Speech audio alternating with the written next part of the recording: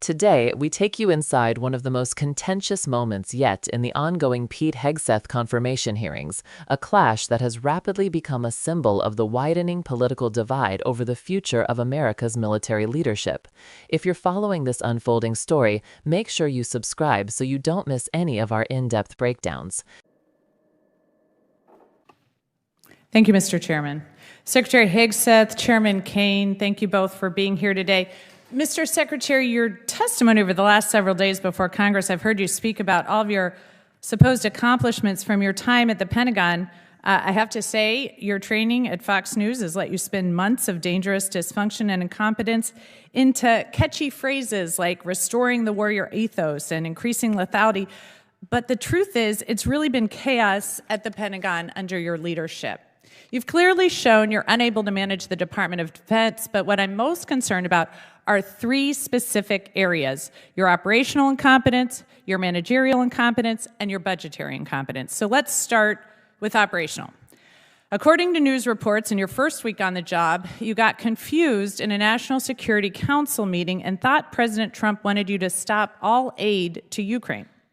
In a well-functioning administration, you would have asked for clarification before making that seismic policy shift, but instead you ordered vital military aid heading to the front lines turned around, costing the U.S. millions of dollars and depriving Ukrainian soldiers of equipment they needed to fight Russia. So, Mr. Secretary, can you explain how exactly you misunderstood such a monumental presidential order?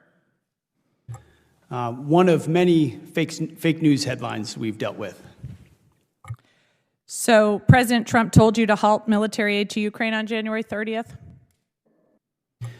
As is often the case, highly ideological and very ill-informed reporters love to speculate about things they know nothing about in order to spear President Trump and myself.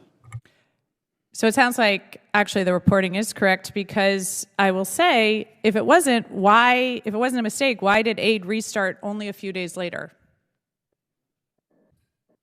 Again, we would take complete issue with what would some call reporting and others call a hatchet job. So why did aid start just a couple days later? I'm saying the reporting is inaccurate, ma'am. I don't think that's correct. So let's move on to your managerial incompetence. I think we can see why you misunderstood the president, because you're obviously misunderstanding my questions. Less than a month into the job, you fired the chairman of the Joint Chiefs, C.Q. Brown, and the chief of naval operations, Lisa Franchetti, without cause. And to this day, you still have not provided an adequate explanation for removing them. As far as I can tell, you fired C.Q. Brown because he was black and Lisa Franchetti because she is a woman. So nearly 4 months later, we still don't have a new nominee for Chief of Naval Operations. News reports, and you can contest it, but I'd love to hear your answer, say that you haven't nominated someone because qualified admirals keep turning the position down. So tell me, Mr. Secretary, when will Congress receive your nomination for the next chairman of the next chief of naval operations? Ma'am, with all due respect, I would suggest not believing every headline you read. With all due respect, I'd like your nomination. When will we see it? There has not a single admiral or any military official has turned down a position that's been So when will we see your nominee for the chief of naval operations? In due time, for all the right reasons. Again, I think we've seen the managerial incompetence. Okay, let's move on to budgetary incompetence. You missed the deadline to submit a draft defense budget to Congress, which makes it impossible for us to complete our work on the NDAA or appropriations, and makes it more likely you'll receive delays in funding you need for new acquisitions, programs, and other priorities.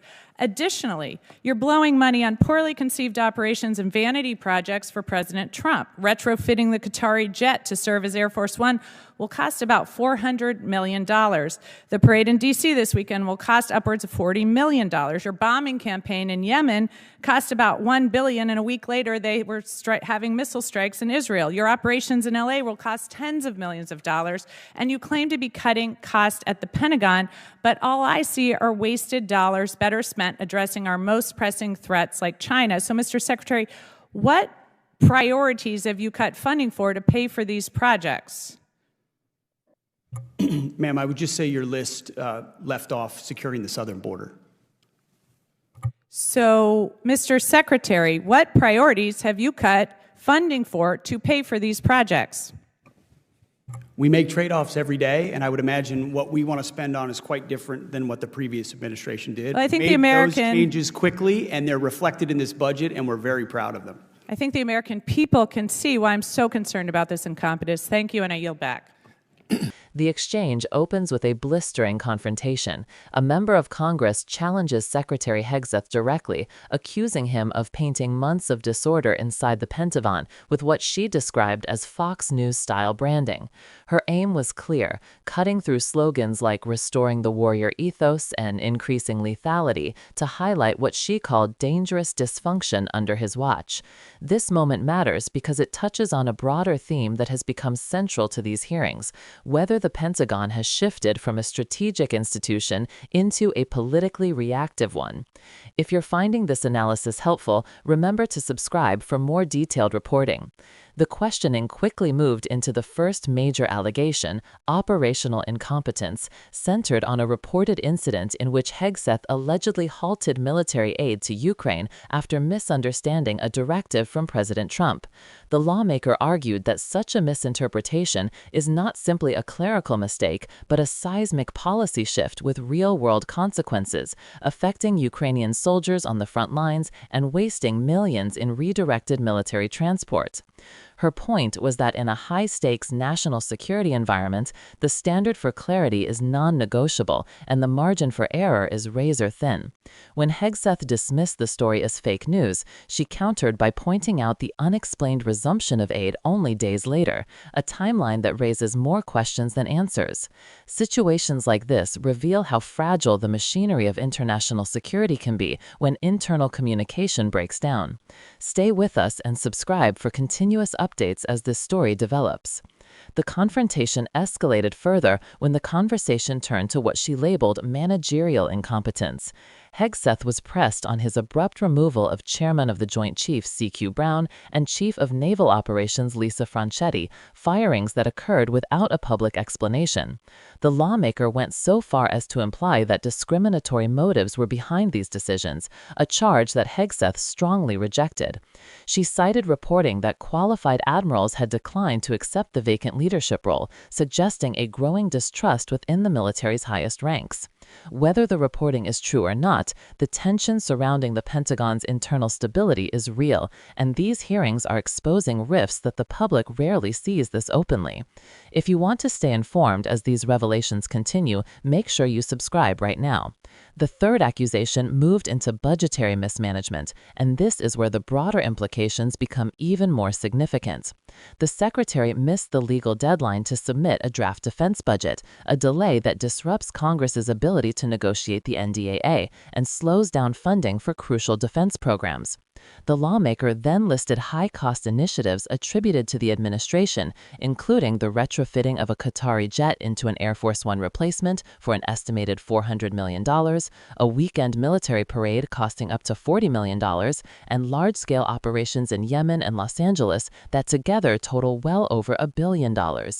Her argument is that these expenditures overshadow strategic needs, such as preparing for conflict with China, investing in emerging technologies, and bolstering long-term deterrence. In response, Hegseth pointed to border security and shifting priorities, but did not detail what funds were redirected or which programs were reduced. These financial disputes matter because military budgeting shapes not only national defense, but also America's global posture for years to come. If you want more analysis like this on how policy decisions ripple far beyond Washington, be sure to subscribe to the channel. What makes this hearing especially consequential is not just the heated tone, but the deeper question beneath it. Who is steering the Pentagon, and are decisions being driven by strategy, politics, or improvisation? The answers are still unfolding, and each round of testimony continues to reveal how much is at stake, not just for Congress and the administration, but for U.S. national security and global stability. Thank you for watching. Subscribe so you never miss our continuing coverage as we break down every twist in these historic hearings.